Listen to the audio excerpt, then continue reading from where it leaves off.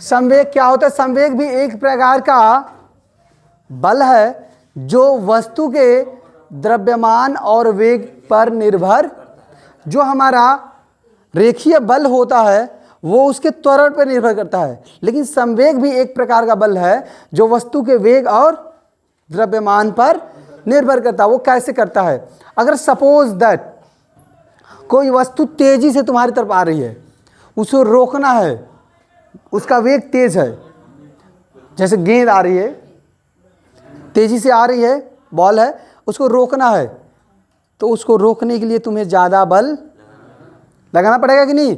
अच्छा नहीं, हल्का बल लगाओगे तो रुक जाएगी नहीं ना, तो निकल जाएगी ना। तो उसको रोकने के लिए तुम्हें अधिक से अधिक बल लगाना पड़ेगा। अर्थात आप जिस बल की बात कर रहे हो वो बल किस पे निर्भर कर रहा है? उस वस्तु के वेग पर निर्भर कर रहा है। ठीक है। दूसरी चीज, एक बहुत बड़ी चट्टान है जो बहुत कम वेग से आ रही है, धीरे धीरे, उसे रोकना है तो क्या करना पड़ेगा? बहुत ही अधिक बल, यानी द्रव्यमान बढ़ रहा है तो भी वेग बल अधिक लग रहा है, और वेग बढ़ रहा है तो भी अधिक बल लग रहा है, यानी यह बल उस वस्तु के द्रव्यमान पर भी निर्भर कर रहा है। ठीक है। अगर वेग घटा दिए तो बल भी हमको क्या लगाना पड़ेगा? कम लगाना पड़ेगा। ठीक है। द्रव्यमान घटा दिए तो भी हमको बल कम लगाना पड़ेगा। द्रव्यमान बढ़ा दिए तो बल अधिक लगाना पड़ेगा। वेग बढ़ा दिए तो बल अधिक लगाना पड़ेगा। क्लियर है? तो जो संवेग होता है वो ऐसा बल है जो वस्तु के वेग और द्रव्यमान पर निर्भर करता है। तो हम लिख सकते हैं P is proportional to m into भी। यहाँ भी अनुक्रमानुपाती चिन्ह हटाने के लिए नियतांक जिसका मान 1 होता है तो P बराबर हम पढ़ते हैं m इंटू भी। ठीक है। इसीलिए जनरली इसको परिभाषित किया जाता है, किसी वस्तु के द्रव्यमान तथा उसके वेग के गुणनफल को उस वस्तु का संवेग कहते हैं। किसी वस्तु के द्रव्यमान तथा उसके वेग के गुणनफल को उस वस्तु का संवेग कहते हैं। तो लिख लीजिए संवेग। हाँ, संवेग हेडिंग डालकर डिफिनीशन लिख लीजिए, यही जो हमने अभी बताया है। किसी वस्तु के द्रव्यमान तथा वेग के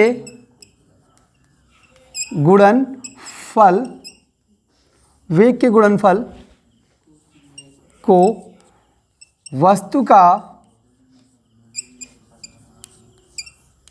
संवेग कहते हैं। किसी वस्तु के द्रव्यमान तथा वेग के गुणनफल को वस्तु का संवेग कहते हैं। इसे P से प्रदर्शित करते हैं।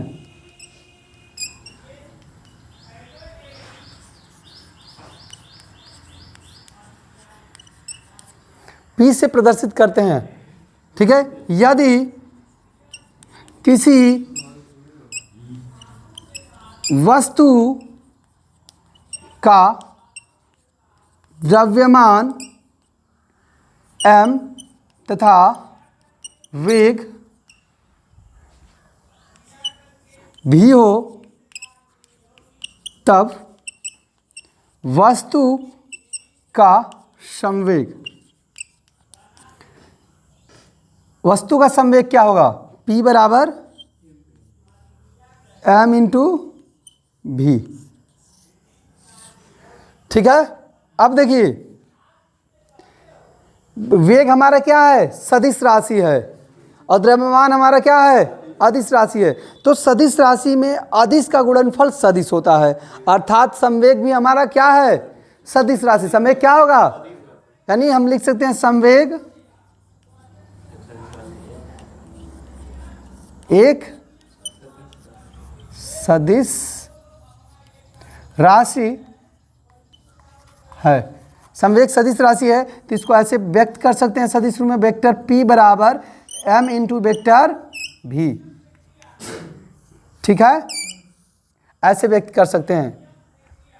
संवेग का मात्रक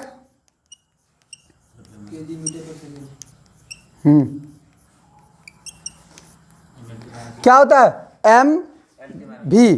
तो एम का मात्रक होता है किग्रा और भी का मात्रक होता है मीटर प्रति सेकंड। तो हम क्या लिखेंगे किग्रा मीटर प्रति, ठीक है। तो संवेग का मात्रक किग्रा मीटर प्रति सेकंड होता है। क्लियर है। इसकी विमा लिखने के लिए यम यानी द्रव्यमान की विमा क्या होती है यम,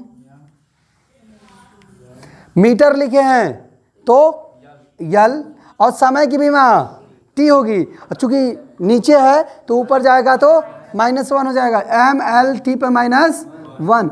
इसको इस बड़े ब्रैकेट में दिखाते हैं लिखकर। तो इसकी विमा भी हो गई एम एल टी पर -1। जल्दी से लिख लीजिए। हाँ हो गया।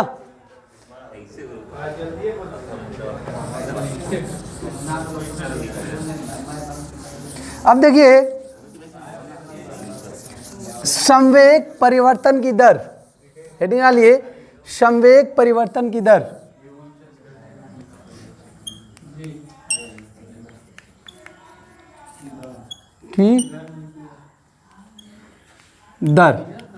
संवेग परिवर्तन की दर क्या होती है।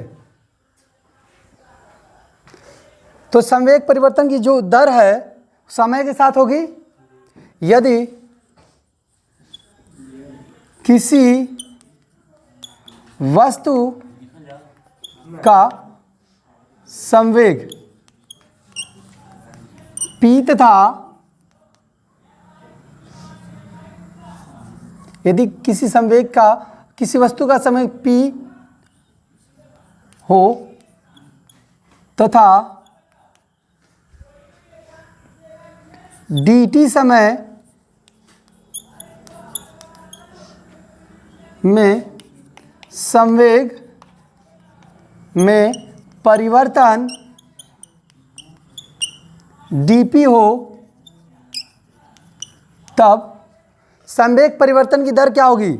संवेग परिवर्तन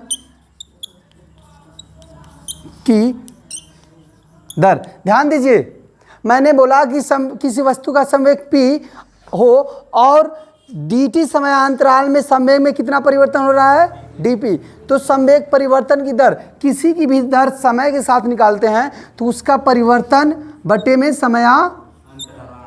तो dt समय में या dp बदल रहा है तो संवेग परिवर्तन की दर dp बटे में dt होती है। क्लियर है।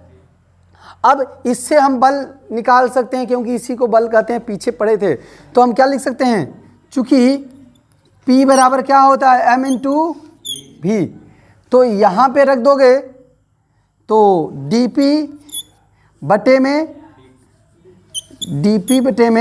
dt बराबर dm इंटू भी बटे में dt हो जाएगा। ठीक है।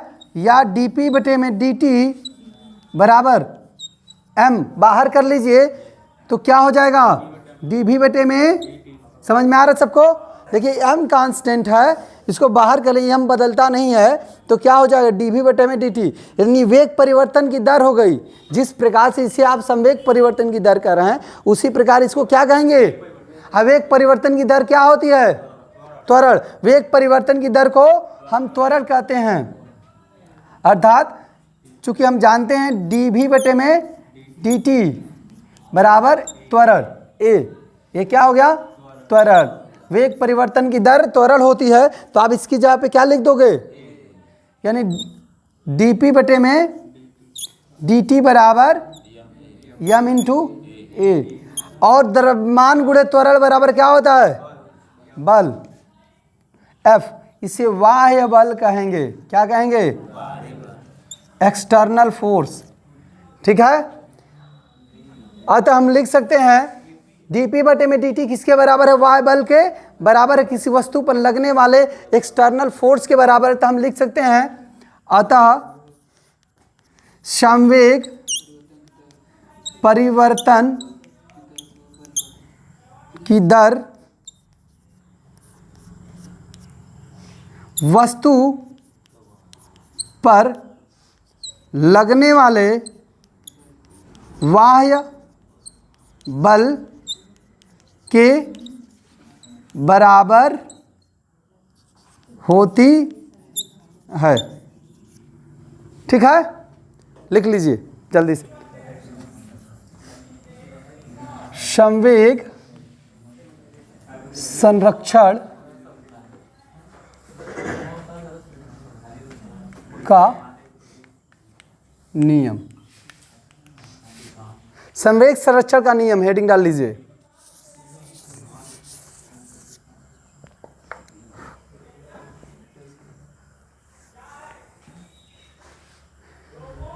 हो गया। देखिए संवेग संरक्षण का नियम क्या है, यदि किसी वस्तु पर कोई बाह्य बल न लगे, यदि किसी वस्तु पर कोई बाह्य बल न लगे तो उस वस्तु का कुल संवेग जो होता है वो नियत रहता है। उस वस्तु का कुल संवेग नियत रहता है। ठीक है, यही संवेग संरक्षण का नियम है। क्लियर है? तो लिख लीजिए, यदि, लिखिए इस नियम के अनुसार, लिखिए इस नियम के अनुसार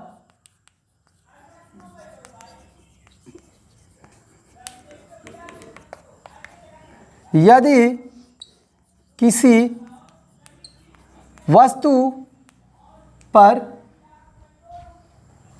कोई बाह्य बल न लगे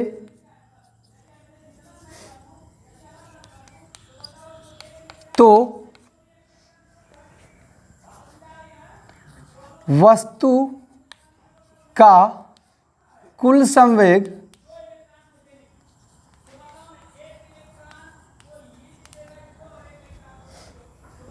नियत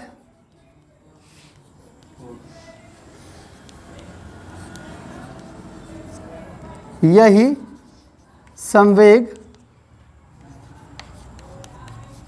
संरक्षण का नियम है। ठीक है, यदि वो किसी वस्तु पर कोई बाह्य बल नहीं लगता है तो उसका कुल संवेग क्या होता है? नियत होता है। समझ में आया?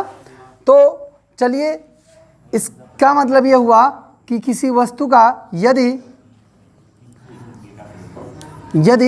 किसी वस्तु का कुल संवेग P हो तब संवेग संरक्षण के नियम से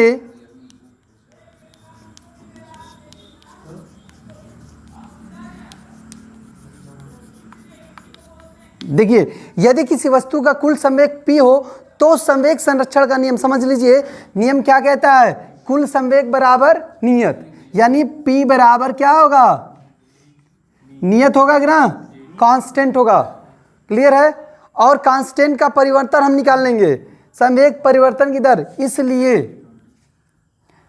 इसलिए dp बटे में dt बराबर क्या होगा? यानी इसे अवकलन भी एक शब्द में कहते हैं, p का t के सापेक्ष अवकलन। तो नियतांक का अवकलन क्या होता है? जो नियत होता है उसका अवकलन क्या होता है? उसमें कोई परिवर्तन, ये परिवर्तन निकालना है ना। और ये कह रहा कि जो नियत वैल्यू है उसमें क्या परिवर्तन होगा? कोई परिवर्तन होगा। तो परिवर्तन क्या हुआ? 0। यानी संवेग परिवर्तन की दर क्या हो गई? ठीक है,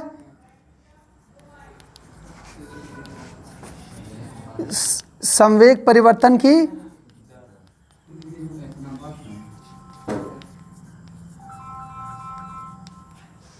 dt बराबर क्या होगा?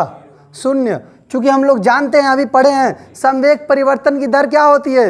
y बल के, ठीक है, चूंकि हम जानते हैं dp बटे में dt बराबर f एक्सटर्नल होता है, y बल, और dp बटे में dt बराबर क्या है? 0। इसलिए f एक्सटर्नल बराबर क्या आ गया? 0 आ गया। यानी बाह्य बल क्या हो गया? 0। तो संवेग संरक्षण का नियम यही कह रहा था, हम यहाँ प्रूफ भी कर लिए संवेग संरक्षण के नियम को कि y बल 0 होगा तभी यह नियत रहेगा, अन्यथा नियत नहीं रहेगा। तो संवेग संरक्षण का नियम यही बोला गया है कि यदि किसी वस्तु पर लगने वाला वाय बल शून्य हो, अर्थात वाय बल नहीं लग रहा हो, तब उस वस्तु का कुल संवेग नियत होता है। तो हमने यहाँ पे देखा कि वाय बल शून्य आ रहा है यदि संवेग नियत है तो। ठीक है, कोई दिक्कत किसी को? ठीक है, इसका उल्टा भी आप देख सकते हो। यदि वाय बल F एक्सटर्नल, वाय बल आपका 0 होगा, F एक्सटर्नल 0, तो क्या होगा? F एक्सटर्नल को आप कहते हैं dp बटे में, कहते हो कि नहीं कहते हो? ऐसे हो जाएगा। या फिर इसको लिख सकते हो ऐसे, या dp बराबर 0 हो जाएगा। होगा कि नहीं होगा? या इसका समाकलन करने पर dp बराबर 0, या समाकलन करने पर यह वैल्यू p हो जाएगी। किसी जैसे dx का समाकलन क्या होता है? dx का इंटीग्रेशन x होता है, वैसे ही dp का समाकलन p हो जाएगा। तो क्या आ जाएगा? और जो कांस्टेंट होता है उसका समाकलन अवकलन क्या होता है? 0, और 0 का समाकलन आप यहाँ पे लिख सकते हो 0 इंटू dt। तो 0 का समाकलन क्या आएगा? एक कांस्टेंट आएगा, एक कांस्टेंट यानी नियतांक हम लिख देते हैं। ठीक है, अगर ऐसा है, ध्यान दीजिए, ये फार्मूला ही होता है समाकलन का, dx बराबर 0। ठीक है, तो dx का समाकलन करेंगे, इंटीग्रेशन इंटू dx बराबर एक नियतांक, तो dx से समाकलन x बराबर नियतांक होता है। ठीक है, तो इस नियम से मैंने लिख दिया कि dp का समाकलन p होगा और जो इधर आएगा कोई ना कोई नियतांक हो, अर्थात y बल 0 है तो आपका मोमेंटम अर्थात संवेग भी क्या होगा?